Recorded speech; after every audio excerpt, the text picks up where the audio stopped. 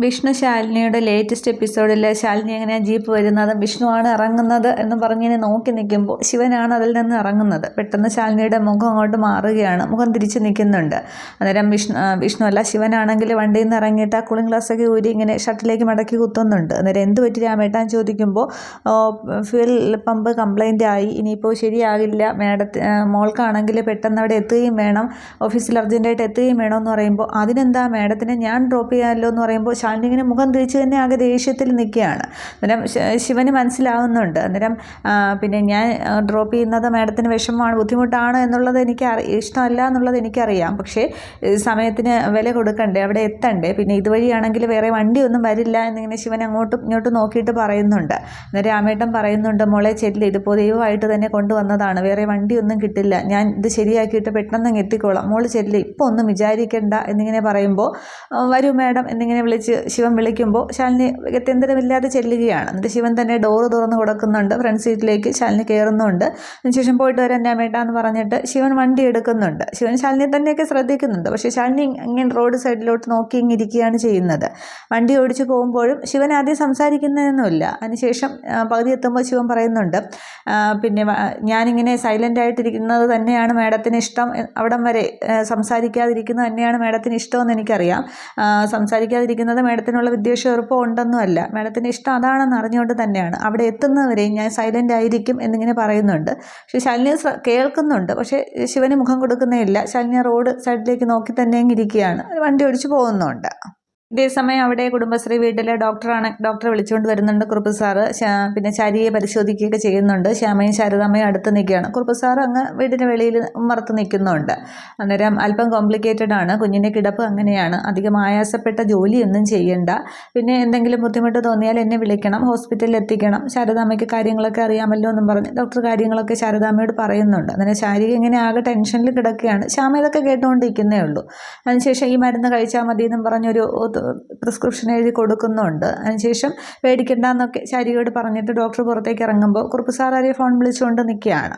അന്നേരം കാര്യങ്ങളെല്ലാം ശാരദാമ്മയോട് പറഞ്ഞിട്ടുണ്ടെന്ന് പറഞ്ഞിട്ട് എന്നാൽ ശരി ഞാൻ ഇറങ്ങട്ടെ എന്ന് പറഞ്ഞിട്ട് ഡോക്ടർ ആ വന്ന കാറിൽ കയറി പോകുന്നുണ്ട്. അതിനുശേഷമാണെങ്കിൽ ഇപ്പോൾ ബുദ്ധിമുട്ടുണ്ടോ ചേച്ചി എന്നിങ്ങനെ ശ്യാമ അവിടെ ശാരികയോട് ചോദിക്കുമ്പോൾ കുഴപ്പമൊന്നുമില്ല എന്ന് ശാരിക പറയുന്നെങ്കിലും ശാരികയാണെങ്കിൽ ആകെ വിഷമിച്ചാണ് കിടക്കുന്നതൊക്കെ. അതേസമയം ഇവിടെ കുറുപ്പ് സാർ ശാരദാമ്മയോട് പറയുന്നുണ്ട്, ഇപ്പോൾ ഞാനിവിടെ ഗോപാലകൃഷ്ണൻ എവിടെ പോയി ചോദിക്കുകയാണ്. അന്നേരം അധിക സമയം ട്രാവൽസിൽ തന്നെയാണ്, കാര്യമായിട്ടൊന്നും കിട്ടില്ല, എന്നാലും ഗോപാലേട്ടൻ്റെ കാര്യങ്ങളൊക്കെ നടന്നു പോകുമെന്ന് പറയുകയാണ്. അന്നേരം പണ്ട് അങ്ങനെയായിരുന്നല്ലോ, സ്വന്തം ആവശ്യങ്ങൾക്ക് നാട് ചുറ്റി നടക്കുകയല്ലേ, അപ്പോൾ ഇവിടെ ഈ സമയത്ത് ആരെങ്കിലും വേണ്ടേ, അച്ഛനോ ഭർത്താവോ ആരെങ്കിലുമൊക്കെ വേണ്ടേന്ന് പറയുകയാണ്. അന്നേരം രാജീവിൻ്റെ വീട്ടിനെ കുറിച്ച് കുറുപ്പ് സാറിന് അറിയാമല്ലോ, പിന്നെ ഗോപാലേട്ടൻ പിന്നെ നാട് ചുറ്റാനായിട്ട് കിട്ടുന്ന അവസരമൊന്നും പാഴാക്കില്ല, ഇന്നിപ്പോൾ സഹിക്കാവുന്നിടത്തോളം സഹിക്കുക, ഇങ്ങനെ മുന്നോട്ട് പോകാമെന്ന് പറയുമ്പോൾ അത്രയല്ലേ പറ്റുകയുള്ളൂ എന്നിങ്ങനെ പറയുന്നുണ്ട്. ഇവിടെ ഓടാനായിട്ട് ശാരദാമ്മ ഉണ്ടല്ലോ, ഇന്നിപ്പോൾ ഞാനിവിടെ ഉള്ളത് കൊണ്ട് ഭാഗ്യമായി, ഇല്ലെങ്കിൽ ശാരദാമ്മ എന്ത് ചെയ്യായിരുന്നു, കുട്ടികളുടെ അടുത്ത് നിൽക്കൂ അതോ ഡോക്ടറെ വിളിക്കാൻ ഓടുമോ എന്നൊക്കെ പറയുന്നുണ്ട്. എന്നിട്ട് രോഹിതിൻ്റെ കാര്യം ചോദിക്കുന്നുണ്ട് കുറുപ്പ് സാർ, രോഹിത് ഇപ്പോൾ ശ്യാമയായിട്ട് എങ്ങനെയാണ്, അതിനെ കുഴപ്പമൊന്നുമില്ല, കാര്യങ്ങളൊക്കെ പറഞ്ഞാൽ മനസ്സിലാകുന്ന ആളാണെന്നിങ്ങനെ പറയുന്നുണ്ട്, പ്രശ്നമൊന്നുമില്ല. അന്നേരം എങ്കിൽ രോഹിതിനോട് കുറച്ച് ദിവസം ഇവിടെ ശ്യാമയോടൊപ്പം വന്ന് നിൽക്കാൻ പറയാം, രാത്രിയായാലും എന്തെങ്കിലും ബുദ്ധിമുട്ടുണ്ടായാലും ഒരാൾ സഹായത്തിന് വേണ്ടേ, ആ കാര്യത്തിനൊരു തീരുമാനം ഉണ്ടാക്കുമെന്ന് പറയുകയാണ്.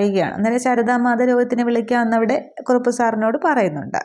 ഇതേസമയം അവിടെ കളക്ട്രേറ്റിൽ പിന്നെ ജോൺ അബ്രഹാമിനോട് വേറൊരു അവിടുത്തെ തന്നെ ഒരു സ്റ്റാഫ് ചോദിക്കുന്നുണ്ട്, മിനിസ്റ്റർ അവിടെ നിന്ന് പുറപ്പെട്ടു, ഇവിടെ കളക്ടർ എത്തിയില്ലേ, കളക്ടർ തന്നെ ആശംസ പറയണമെന്ന് മിനിസ്റ്റർ പ്രത്യേകം പറഞ്ഞിട്ടുണ്ടെന്ന് പറയുകയാണ്. എവിടെ പോയി കിടക്കുകയാണെന്നൊന്നും അറിയുന്നില്ല, ഇപ്പോൾ ഇത് തന്നെയാണ് പരിപാടി, പിന്നെ കളക്ടർ കസേരയിൽ ഇരിക്കാനായിട്ട് സമയമേ ഇല്ല എന്ന് പറയുന്നുണ്ട്. അന്നേരം ന്യൂസൊക്കെ ഞാനും കേൾക്കുന്നുണ്ട്, ഭർത്താവിനെ കാണാനില്ലെന്നോ എന്നൊക്കെ പറയുന്നത് കേട്ടു എന്ന് പറയുകയാണ്. അന്നേരം അതൊക്കെ അറിയേണ്ടിയിരിക്കുന്നു, ഇപ്പോൾ കുറേയൊക്കെ ഞാനും കേട്ടതാണ്, ഇപ്പോൾ ആരായാലും മതി, സമയം സ്പെൻഡ് ചെയ്യാനായിട്ട് ഒരാൾ മതി എന്നൊക്കെ ഇങ്ങനെ പറഞ്ഞ് ഏഷണി പറഞ്ഞുകൊണ്ടിരിക്കുകയാണ് ജോൺ അബ്രഹാം. അന്നേരം അനുപല്ലവിയാണെങ്കിൽ അങ്ങോട്ടേക്ക് ഇറങ്ങി വന്നിട്ട് നോക്കുകയാണ് വണ്ടി വരുന്നോ ഇല്ലയോ എന്നുള്ളത്, എന്നിട്ട് ഫോൺ ചെയ്തൊക്കെ ശ്രമിക്കുന്നുണ്ട്, പക്ഷെ കിട്ടുന്നില്ല. അന്നേരം ഈ ജോലിക്കാരനാണെങ്കിൽ ഓഫീസർ സ്റ്റാഫാണെങ്കിൽ ജോണിനോട് പറയുന്നുണ്ട്, സാറൊന്ന് ശ്രമിച്ചു നോക്ക്, ഞാനായാലും നീ ആയാലും മതി എന്നുള്ളത് ജോൺ പറയുമ്പോൾ സാറൊന്ന് ശ്രമിച്ചു നോക്ക്, നമ്മളൊക്കെ സബോർഡിനേറ്റ് അല്ലേ, നിങ്ങളാകുമ്പോൾ ഒരേ ലെവലിലുള്ളവരല്ലേ എന്ന് പറയുമ്പോൾ ഈ അനുപല്ലവിയെ ജോൺ കാണുന്നുണ്ട്. അന്നേരം ആ പി കൊച്ചിനോട് ഞാനൊന്ന് ചോദിച്ചു നോക്കട്ടെ, അവൾക്കാണെങ്കിൽ എന്നെ കാണുന്ന ഇഷ്ടമല്ല എന്ന് പറഞ്ഞിട്ട് ജോൺ ആണെങ്കിൽ അനുപല്ലവിയോടും ചോദിക്കുന്നുണ്ട്. ദേഷ്യത്തിലാണ്. കളക്ടർ എവിടെയും ചോദിക്കുകയാണ്. ഇതിപ്പോൾ മന്ത്രി വന്നാലും കളക്ടർ ഇങ്ങോട്ട് എത്തില്ലല്ലോ, മിനിസ്റ്റർ പ്രത്യേകം പറഞ്ഞിട്ടുണ്ട് ആശംസ പറയേണ്ടത് കളക്ടറാണെന്നുള്ളത്. അന്നേരം ഞാനിപ്പോൾ ഒന്നുകൂടി വിളിച്ച് നോക്കാം, ഇപ്പോൾ എത്തുമെന്നൊക്കെ പറയുമ്പോൾ കുറേ നേരമായല്ലോ, ഇപ്പോൾ എത്തും എന്നൊക്കെ പറഞ്ഞിട്ട് ജോൺ ചാടി കിടക്കുന്നുണ്ട്. ഞാൻ ഒന്നുകൂടി വിളിച്ച് നോക്കട്ടെ എന്നും പറഞ്ഞ് അനുപല്ലവി അകത്തേക്ക് കയറി പോവുകയാണ്. ഈ സമയത്ത് അവിടത്തേക്കാണെങ്കിൽ മുൻപ് ശാലിനി അറസ്റ്റ് ചെയ്ത് കൊണ്ടുപോയ ആ യൂട്യൂബ് ചാനലിലെ ആളാണെങ്കിൽ അവിടത്തേക്ക് വരുന്നുണ്ട്. അന്നേരം ജോൺ പറയുകയാണ്, നിനക്ക് പ്രതികാരം ചെയ്യാനായിട്ടൊരു അവസരം കൂടി കിട്ടിയെന്നാണ് തോന്നുന്നത്. ഇപ്പോൾ കളക്ടർ എന്തായാലും എത്തിയിട്ടില്ല, മന്ത്രിക്ക് മുന്നേ എത്തുമെന്ന് തോന്നുന്നില്ല. നീ എല്ലാം അങ്ങോട്ട് വീഡിയോയിൽ പിടിച്ചോളണം. മന്ത്രിയുടെ ഫംഗ്ഷൻ പോലും അവഗണിച്ചുകൊണ്ട് കളക്ടറുടെ പിന്നെ കാമുകനുമൊത്തുള്ള സഞ്ചാരം എന്നൊക്കെ പറഞ്ഞങ്ങോട്ട് പരോക്ഷമായിട്ടെങ്കിലും വീഡിയോയിൽ ഉൾപ്പെടുത്തുക തന്നെ വേണം എന്ന് പറഞ്ഞ് അവർ തങ്ങളെ സംസാരിച്ചുകൊണ്ടിരിക്കുമ്പോൾ ഈ ശിവനാണെങ്കിൽ ശാലിനിയും കൊണ്ട് ജീപ്പിലെത്തുന്നുണ്ട്.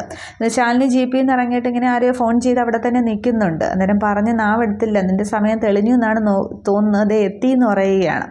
അന്നേരം ശിവനും വണ്ടിയിൽ നിന്ന് അങ്ങോട്ട് ഇറങ്ങി ശിവനിങ്ങനെ ഗ്ലാസ്സൊക്കെ അങ്ങോട്ട് ഉടുപ്പിൻ്റെ ഇതിലേക്ക് കോളറിലേക്ക് തൂക്കിയിട്ട് ശിവനിങ്ങനെ എല്ലാം അനുസരണയുള്ള ഡ്രൈവറെ പോലെ ഇങ്ങനെ കയ്യും കെട്ടി വണ്ടിയുടെ അടുത്ത് തന്നെ നിൽക്കുകയാണ്. അന്നേരം ശാലിനി ഇങ്ങനെ ഫോൺ ചെയ്യുന്നേ ഉള്ളൂ. അന്നേരം നീ എല്ലാം അങ്ങോട്ട് ഷൂട്ട് ചെയ്തോ, പിന്നെ മന്ത്രിയുടെ ഫംഗ്ഷൻ പോലും അവഗണിച്ചു കൊണ്ടുള്ള കളക്ടറുടെ കാമുകനുമൊത്തുള്ള സഞ്ചാരം, ഇവനുമായിട്ടുള്ള വീഡിയോ ഇട്ടതിനല്ലേ നിന്നെ 2 ദിവസം പിടിച്ച് അകത്തിട്ടത്. അപ്പോൾ ഇതിൻ്റെ സത്യസന്ധത തെളിയിക്കാനുള്ള ഒരു അവസരം കൂടിയാണ്.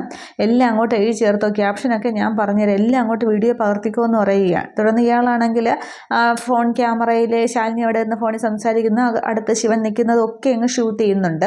അതേസമയം പിന്നെ അനുപല്ലവിയാണെങ്കിൽ വന്ന് മേഡം എന്ന് പറഞ്ഞ് വിളിക്കുമ്പോൾ പിന്നെ മിനിസ്റ്റർ എത്തിയില്ലല്ലോ എന്ന് ചോദിക്കുന്നുണ്ട്. അന്നേരം പറയേണ്ട നോട്ട്സൊക്കെ തയ്യാറാക്കി ചോദിക്കുമ്പോൾ ശരി മേഡം എല്ലാം ഉണ്ടെന്ന് പറയുകയാണ്. അന്നേരം ശിവൻ പറയുന്നുണ്ട്, എന്നാൽ പിന്നെ ഞാനങ്ങോട്ട് മേഡം എന്നും പറഞ്ഞിങ്ങനെ ശിവൻ പൊക്കോട്ടേയും ചോദിക്കുകയാണ്. അന്നേരം ശാലിനി ഇങ്ങനെ ദേഷ്യത്തോടെ ഒറ്റ നോട്ടം നോക്കുന്നേ ഉള്ളൂ. അന്നേരം ശിവനങ്ങ് പെട്ടെന്ന് മാറി വണ്ടിക്കകത്തേക്ക് കയറുന്നുണ്ട്.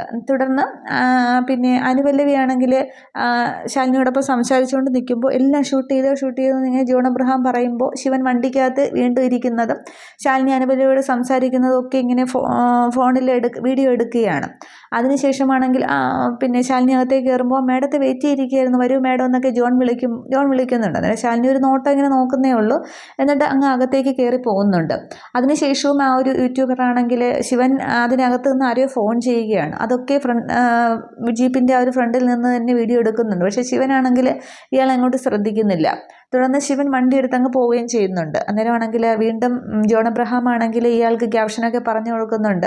മന്ത്രിയുടെ ഫംഗ്ഷൻ പോലും അവഗണിച്ചുകൊണ്ട് കളക്ടറുടെ കാമുകനുമൊത്തുള്ള അഴിഞ്ഞാട്ടം, പിന്നെ ഇനി ഭർത്താവിനെ കാണാനില്ല എന്നുള്ള വാർത്തയൊക്കെയാണ് പരന്നിരിക്കുന്നത്. ഇനി കാമുകനായിട്ട് ഒന്നിക്കാൻ വേണ്ടി ഭർത്താവിനെ കൊന്നതാണോ എന്ന് പോലും സംശയമുണ്ടെന്നൊക്കെ അങ്ങോട്ട് പറഞ്ഞു ചെലുത്തിക്കൊള്ളണം എന്ന് പറയുകയാണ്. അന്നേരം അടി കിട്ടിയാലും കുഴപ്പമില്ല, ഞാൻ എന്തായാലും ഇത് ഇട്ടിരിക്കും എന്നൊക്കെ പറഞ്ഞ് അയാൾ മൊത്തം വീഡിയോ ഒക്കെ എടുത്ത് അത് ഇടാനുള്ളൊരു ശ്രമത്തിൽ തന്നെയാണ്.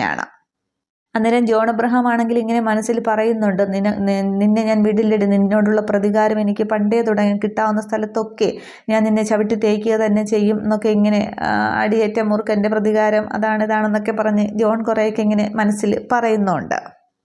തുടർന്ന് അവിടെ യോഹന്നാൻ്റെ വീട്ടിൽ യോഹന്നാനെ ആ ഒരു കൈയുടെ അതൊക്കെ നോക്കാനായിട്ട് ഡോക്ടർ എത്തുന്നുണ്ട്. അന്നേരം കുറച്ചുകൂടി റെസ്റ്റൊക്കെ എടുക്കണം, പാരാലിസിസ് അങ്ങനെ എന്തെങ്കിലും വന്ന വീട്ടിൽ ആരെങ്കിലും അച്ഛനോ അപ്പൂപ്പനോ അങ്ങനെ ആർക്കെങ്കിലും വന്നിട്ടുണ്ടോ എന്നൊക്കെ ചോദിക്കുകയാണ്. അന്നേരം ഇതുവരെ അങ്ങനെ ആർക്കും വന്നിട്ടില്ല, ഇനി തൊട്ട് ആർക്കും വരികയില്ല എന്നൊക്കെ യോഹന്നാൻ പറയുമ്പോൾ എൽസമ്മയും പിന്നെ ഡെയ്സിയൊക്കെ അടുത്ത് നിൽപ്പുണ്ട്. അന്നേരം കുറച്ചുകൂടി റെസ്റ്റ് എടുക്കണം, എന്തെങ്കിലും ഉണ്ടെങ്കിൽ വിളിച്ചാൽ മതി എന്ന് പറഞ്ഞിട്ട് ഡോക്ടർ ഇറങ്ങുന്നുണ്ട്. ഈ സമയത്താണ് ഡേവിസ് ഇങ്ങനെ അകത്തേക്ക് കയറി വരുന്നുണ്ട്. ആ ഫോണിൽ ആ വീഡിയോ കൊണ്ടാണ് ഡേവിസ് ഇങ്ങനെ വരുന്നത്. തുടർന്ന് ഡേവിസ് പറയുന്നുണ്ട്, കൈ വിട്ടുപോയി, വീണ്ടും അവരങ്ങോട്ട് നായകർ വൈറലായി തുടങ്ങി, വീഡിയോ മുന്നേ ഇട്ടയാളിനെ പിടിച്ചു എന്നൊക്കെയല്ലേ പറഞ്ഞത്, പക്ഷേ ഇപ്പോൾ വീണ്ടും രംഗത്ത് വന്നിരിക്കുകയാണ് എന്നൊക്കെ പറയുമ്പോൾ ഏത് വീഡിയോയുടെ കാര്യമാണ് പറയുന്നതെന്നിങ്ങനെ എൽസമ്മ ചോദിക്കുന്നുണ്ട്. അന്നേരം കളക്ടറും ശിവനും തമ്മിലുള്ളതാണ്, വീണ്ടും വൈറലായി കഴിഞ്ഞ് ത്രസിപ്പിക്കുന്ന രംഗങ്ങൾ എന്നൊക്കെ പറയുമ്പോൾ ഡെയ്സി ഇങ്ങനെ നോക്കുകയാണ്. എന്നാ കണ്ട് നോക്ക് എന്ന് പറഞ്ഞിട്ട് വീഡിയോ ഓണാക്കി ഡെയ്സിയുടെ കയ്യിലേക്ക് ഡേവിസ് കൊടുക്കുമ്പോൾ അതിങ്ങനെ കാണുന്നുണ്ട്. ആ യൂട്യൂബർ ഇങ്ങനെ പറയുന്നതൊക്കെയാണ്, രാത്രി കടയിൽ വെച്ച് കണ്ടു എന്ന് പറഞ്ഞപ്പോൾ ആർക്കും വിശ്വസിച്ചില്ല. ഇപ്പോൾ വീണ്ടും കളക്ടറുടെ വസതിയിൽ തന്നെയാണ് ഔദ്യോഗിക വാഹനം ഒഴിവാക്കിക്കൊണ്ട് പിന്നെ മന്ത്രിയുടെ ഫംഗ്ഷൻ പോലും അവഗണിച്ചുകൊണ്ട് കളക്ടറുടെ പകൽ സഞ്ചാരം എന്നൊക്കെ കാമുകനുമൊത്തുള്ള പകൽ സഞ്ചാരം എന്നൊക്കെ പറഞ്ഞിങ്ങനെ അയാൾ പറയുന്നത് കേൾക്കുമ്പോൾ ഡെയ്സി ആണെങ്കിൽ ആകെ ഇങ്ങനെ കണ്ണൊക്കെ നിറയുന്നുണ്ട് കണ്ടിട്ട്. അന്നേരം പിന്നെ ഇങ്ങനെ എടുക്കടി നോക്കട്ടെ എന്ന് പറഞ്ഞിട്ട് യോഹന്നാൻ അത് വാങ്ങി യോഹന്നാനും ഇങ്ങനെ നോക്കുകയാണ്. എന്നിട്ട് ഡേവിസ് പറയുന്നുണ്ട്, കൈവിട്ട് പോയി മോളെ, ഇനി ഒരു രക്ഷയുമില്ല, ഇനി നിനക്ക് ശിവനോടൊപ്പം എത്തണമെങ്കിൽ IAS അല്ലെങ്കിൽ മിനിമം ഒരു IPS എങ്കിലും വേണം, എന്താ നോക്കുന്നു എന്ന് പറയുമ്പോൾ ഡെയ്സി ആകെ സങ്കടപ്പെട്ട് കരഞ്ഞുകൊണ്ട് അങ്ങ് അകത്തേക്ക് കയറി ഓടി കട്ടിൽ പോയിരുന്ന് അങ്ങ് കരച്ചിലാണ്. ഈ സമയത്ത് യോഹന്നാനെ നോക്കിക്കൊണ്ട് നിന്നിട്ട് ഫോണങ്ങ് മാറ്റി വയ്ക്കുന്നുണ്ട്. അന്നേരം കാണങ്കിളെ കാണ്, ഇതിപ്പോൾ ഞാനുണ്ടാക്കിയ വീഡിയോ ഒന്നുമല്ല, ലക്ഷങ്ങൾ കണ്ട വീഡിയോയാണ്, സോഷ്യൽ മീഡിയയിൽ വന്നതാണ് എന്നൊക്കെ പറയുമ്പോൾ യോഹന്നാൻ ഇങ്ങനെ ആകെ ദേഷ്യത്തിൽ നിൽക്കുന്നേ ഉള്ളൂ. പക്ഷെ ഡേവിസ് അങ്ങ് ആകെ സന്തോഷത്തിലുമാണ്. അതിനുശേഷം ശാരദാമ്മയാണെങ്കിൽ സത്യഭാമയുടെ വീട്ടിലേക്ക് വരുന്നുണ്ട്. അന്നേരം ഉമ്മറത്ത് സത്യഭാമ ഇരിക്കുകയാണ്. പൊന്നി ഇങ്ങനെ ഭാമയ്ക്ക് ചായ കൊണ്ടുവന്ന് കൊടുക്കുന്നുണ്ട്. അന്നേരം പിന്നെ ശാരദാമ്മയോ വാ ഇരിക്കുക, പൊന്നി ചായ ശാരദാമ്മയ്ക്ക് കൂടി എടുക്കുക എന്ന് പറയുമ്പോൾ പൊന്നി അകത്തേക്ക് പോകുന്നുണ്ട്. അന്നേരം എനിക്കിങ്ങനെ വന്നും പോയി നിൽക്കാനല്ലേ പറ്റുകയുള്ളൂ, അവിടുത്തെ കാര്യങ്ങളൊക്കെ അറിയാമല്ലോ ഹോട്ടലിൽ, പിന്നെ അവരൊക്കെ എല്ലാം ചെയ്യുമെങ്കിലും ഞാനും കൂടി ചെയ്തില്ലെങ്കിൽ എനിക്കൊരു തൃപ്തി വരില്ല, പിന്നെ ശാരികയുടെ കാര്യം അറിയാമല്ലോ എന്ന് പറയുന്നുണ്ട്. അന്നേരം ഇവിടെ അങ്ങനെ തന്നെയാണ്, വിഷ്ണു ഉണ്ടായിരുന്നപ്പോൾ എല്ലാം ചെയ്യുമായിരുന്നു, എനിക്കും അങ്ങനെ തന്നെയാണ്, പക്ഷേ ഇപ്പോൾ എന്തിനൊക്കെ വേണ്ടി ചെയ്തു പോകുന്നതേ ഉള്ളൂ എന്നിങ്ങനെ സത്യഭാമ പറയുന്നുണ്ട്. അന്നേരം പൊന്നി കൊണ്ടൊന്ന് ചായയൊക്കെ കൊടുക്കുന്നുണ്ട്. എന്നിട്ട് പൊന്നി അവിടെ നിൽക്കുകയാണ്. എന്നിട്ട് ശാരദാമ്മ പറയുന്നുണ്ട്, ഞാനിപ്പോൾ വന്നത് വേറൊരു കാര്യം പറയാനാണ്, പിന്നെ രോഹിത്തിനെ കുറച്ച് ദിവസത്തേക്ക് അവിടെ വന്ന് നിൽക്കാനായിട്ട് പറയണമെന്ന് പറയുകയാണ്. പിന്നെ എന്തെങ്കിലും ആവശ്യം വന്നാൽ അവിടെ ആരും ഉണ്ടാവില്ല, പിന്നെ ശാരിക ഇപ്പോൾ വയറ് നിറഞ്ഞ് നിൽക്കുകയാണ്, അപ്പോൾ കഴിഞ്ഞ ദിവസം വേദന വന്നപ്പോൾ പിന്നെ അടുത്ത ഒരു കുറുപ്പ് മാഷ് ഉണ്ടായിരുന്നതുകൊണ്ട് ഡോക്ടറെ വിളിക്കാനൊക്കെ പറ്റി, അല്ലാതെ സഹായത്തിന് വേണ്ടി ആരും ഇല്ല എന്നിങ്ങനെ പറയുകയാണ്. അന്നേരം അതിനെന്താ പിന്നെ രോഹിത്തിനോട് പറയാമെന്ന് പറയുമ്പോൾ രോഹിത്ത് അങ്ങോട്ടത്തേക്ക് ഇറങ്ങി വരുന്നുണ്ട്. അന്നേരം ശാരദാമ്മ തന്നെ പറഞ്ഞോളൂ, അതൊക്കെ പറയാനുള്ള അവകാശം ശാരദാമ്മയ്ക്ക് ഉണ്ട് എന്ന് പറയുകയാണ്. അന്നേരം എന്തെങ്കിലും പ്രശ്നമുണ്ടോ എന്ന് ഇങ്ങനെ രോഹിത്ത് ചോദിക്കുന്നുണ്ട്. അന്നേരം പ്രശ്നമൊന്നുമില്ല മോനെ, മോൻ കുറച്ച് ദിവസം ക്ഷമയോട് കൂടെ അവിടെ വന്ന് നിൽക്കണം, അവിടെ ഞാനിങ്ങനെ അവിടെയായിട്ട് നിൽക്കുകയല്ലേ, അവിടെ സ്ഥിരമായിട്ട് ഞാൻ നിൽക്കുകയാണെങ്കിൽ മോനെ ബുദ്ധിമുട്ടിക്കില്ലായിരുന്നു, ശാരികയുടെ കാര്യം അറിയാമല്ലോ, എന്തെങ്കിലും ആവശ്യത്തിന് സഹായത്തിന് മോനെങ്കിലും വേണ്ടേന്ന് പറയുകയാണ്. അന്നേരം അതിന് എനിക്ക് ബുദ്ധിമുട്ടൊന്നുമില്ല, ഞാൻ വന്നിരിക്കാമല്ലോ, അവിടെ എന്തെങ്കിലും ആവശ്യം വന്നാൽ ചെയ്യേണ്ടത് എൻ്റെ കൂടി കടമയല്ലേ, ഞാൻ വരാം ശാരദാമ്മയെന്ന് പറയുകയാണ്. അതിനുശേഷം പിന്നെ ശാരദാമ്മ രോഹിത്തിന് അപ്പോൾ ഒരു ഫോൺ വരുന്നുണ്ട്, 1 മിനിറ്റ് എന്ന് പറഞ്ഞ് രോഹിത്ത് ഫോണുമായിട്ട് പോവുകയാണ്. അതിനുശേഷവും ശാരദാമ്മ പറയുന്നുണ്ട്, പിന്നെ കഴിയുമ്പുറത്ത് കാവ് നമ്മുടെ കുടുംബക്ഷേത്രമാണ്, വർഷത്തിലൊരു പൂജ നമ്മളവിടെ നടത്താറുണ്ട്, അപ്പോൾ അതിന് പോകാനായിട്ട് ശാലിനിയും കുട്ടികളെയും കൂടി അയക്കണമെന്ന് പറയുകയാണ്. അന്നേരം അതിനെന്തായിക്കോട്ടെ, വിഷ്ണുവിന് കൂടെ വേണ്ടി ചെയ്യണമെന്ന് പറയുകയാണ്. അന്നേരം ശാരദാമ്മയുടെ കണ്ണൊക്കെ ഇങ്ങനെ നിറഞ്ഞു വരുന്നുണ്ട്. എന്ത് പൂജ ചെയ്താലും വഴിപാട് ചെയ്താലും അവനെ ഒരു ആപത്തും ഇല്ലാതെ എൻ്റെ അടുത്ത് തിരിച്ചെത്തിക്കണം, അതേ എൻ്റെ പ്രാർത്ഥനയിലുള്ളൂ എന്ന് പറയും. അതിനുവേണ്ടി പൈസ എത്രയാണെന്ന് വെച്ച് ഞാൻ തരാമെന്ന് പറയുമ്പോൾ സത്യഭാമ അങ്ങനെയാണ് എന്നെ കണ്ടിരിക്കുന്നത്, എൻ്റെയും കൂടി മോനല്ലേ വിഷ്ണു, ഞാൻ പ്രസവിച്ചില്ലെന്നേ അല്ലേ ഉള്ളൂ, വിഷ്ണുവിന് വേണ്ടി തന്നെയാണ് പൂജ എന്നിങ്ങനെ കണ്ണ് നിറഞ്ഞുകൊണ്ട് ശാരദാമ്മയും പറയുന്നുണ്ട്. അന്നേരം എനിക്കൊരു മരണം ഉണ്ടാകുമ്പോൾ അവൻ്റെ മടിയിൽ തലവെച്ച് മരിക്കണമെന്നാണ് എൻ്റെ ഒരു ആഗ്രഹം, ആ ഒരു പ്രാർത്ഥന മാത്രമേ ഇപ്പോൾ ഉള്ളൂ എന്നിങ്ങനെ പറഞ്ഞ് സത്യഭാമയും വിഷമിക്കുമ്പോൾ ശാരദാമ്മ ഇങ്ങനെ സങ്കടത്തോടെ നോക്കി ഇരിക്കുകയാണ്. അടുത്ത് പൊന്നി നിൽക്കുന്നുണ്ട്. ഇത്രയും ആകുമ്പോൾ ഈ ഒരു എപ്പിസോഡ് അവസാനിക്കുന്നുണ്ട്. അപ്പോൾ